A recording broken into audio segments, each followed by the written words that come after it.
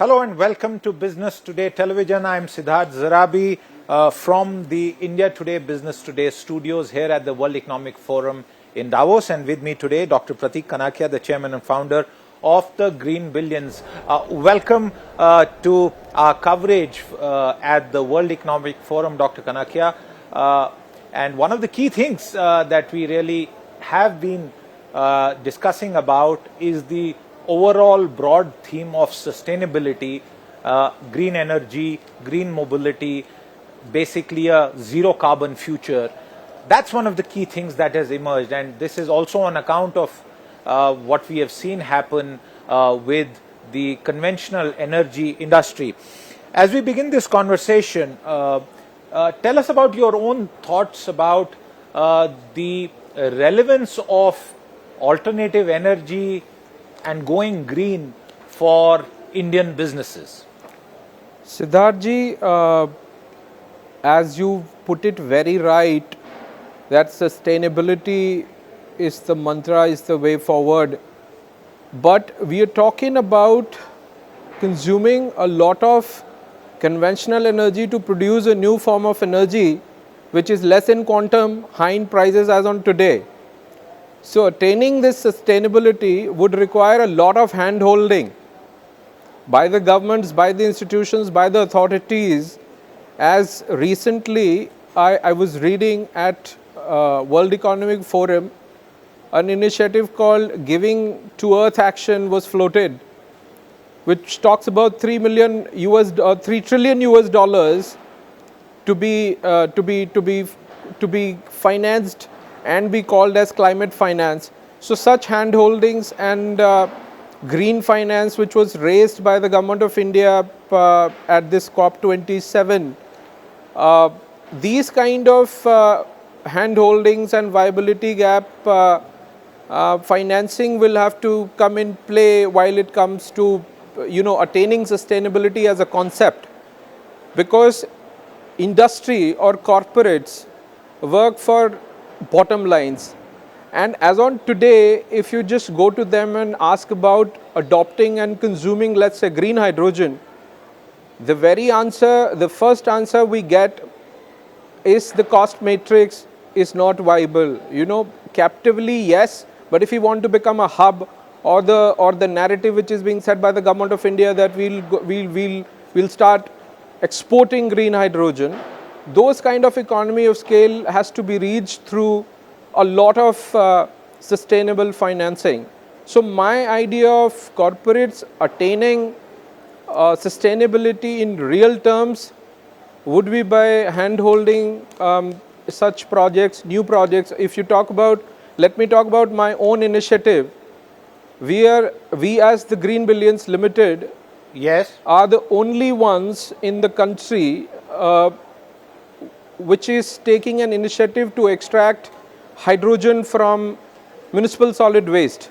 So we've signed a public-private partnership concession with Pune Municipal Corporation to treat 350 tons of municipal solid waste for next 30 years and likely to achieve 10 tons of hydrogen every day. Now, if you would want to understand anything to do with the project, I can explain. But if you want to just... yes, I will. Let me come in with a quick follow-up on this question. And you spoke about the cost, and you spoke about government support and hand-holding. While there's been a lot of discussion during the World Economic Forum deliberations on the absolute necessity to go green, when I have been having conversations with certain companies, there is also a difficulty that is involved in going green. It impacts your current business model. It also impacts your balance sheet. From the Indian perspective, before we come to greater details about how you are extracting green hydrogen from municipal waste, I want you to tell our viewers about what are those difficulties and how can companies overcome them? Siddharthji, I must tell you that yes, while we talk about energy transition or moving from the fossil fuels to these green and alternative fuels. Businesses mean business. Companies mean straight business. They talk about bottom lines, top lines. Yes, you're absolutely right that, while solar, wind or such alternate fuels were introduced, they were also expensive. As on today, after 20 years, after 2 decades, we've been able, at least in our country, we've been able to achieve a little more cost efficiency. But we're talking about these new alternative fuels like green hydrogen. There is a lot of gap between A to B. Let's say B. Let's not even talk about Z. So once you achieve green hydrogen, until and unless you are producing it for your let's say captive usage, the delivery from A to B costs a bomb. There is no clarity on policies as on today on making hydrogen travel on roads, or even, see, there is a mandate of the government to blend it back to the city gas distribution, but there are no safety guidelines which are being issued as on today. So there is a lot of lacuna in understanding.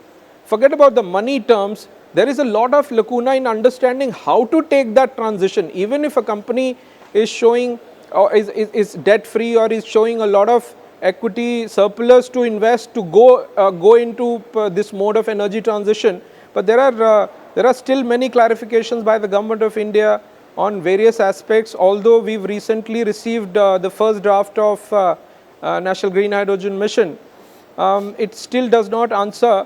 So let's talk about my project. We are talking about achieving hydrogen from municipal solid waste. We do not know if we are actually included in being called green or not. While Ministry of New and Renewable Energy considers waste to energy as renewable, and Ministry of Petroleum and Natural Gas considers any hydrogen which is achieved and generated out of renewables called green. So whether we are green or not, we are likely to produce hydrogen from municipal solid waste. If you integrate these two definitions, whether we are green or not is still not clarified or still not clear. So before we talk about difficulties, in actually taking this transition, there has to be an absolute clarity on the policy front. It is still evolving. There are so many gaps in understanding. So let me tell you about an instance that we are producing. Let's say we'll produce 10 tons of hydrogen every day, and I spoke to a couple of central PSUs. They still do not have clarity on how to blend it back. There are still experiments happening. There are still pilot projects happening.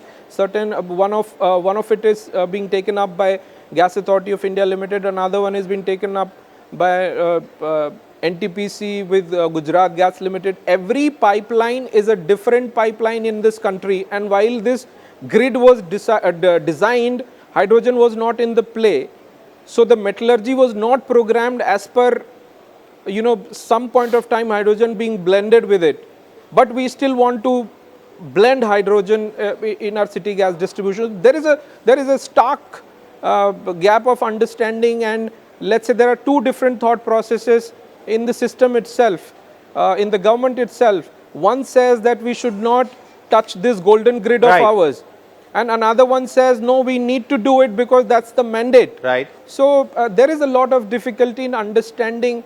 There are supposed to be a lot of clarifications to come from the government, and needs to be a lot of hand-holding, like I said, to overcome this aspect. That's a good point. And like any other sunrise sector, sometimes regulation and policy certainty takes time. You spoke about municipal waste and Pune Municipal Corporation. I'm glad that you are doing this, because anything to deal with our municipal waste, any project, is a good thing. How large is this opportunity, considering that there are mountains of waste, even the mountain of waste in Delhi, which has in the NCR region, which has attracted a lot of criticism. is a example of why we need to perhaps look at alternative plans like the ones that you are working with.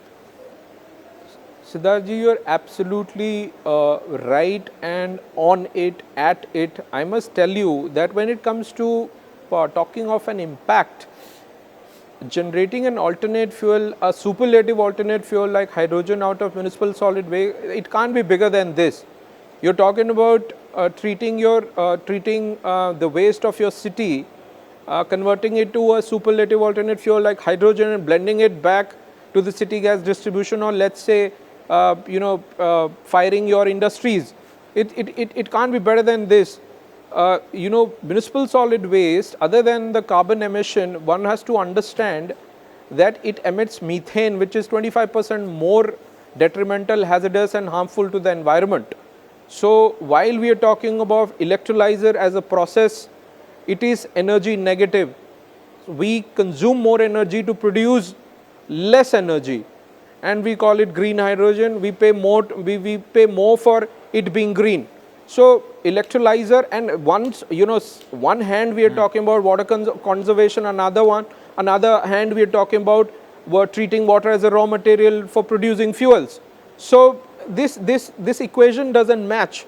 Secondly, biomass.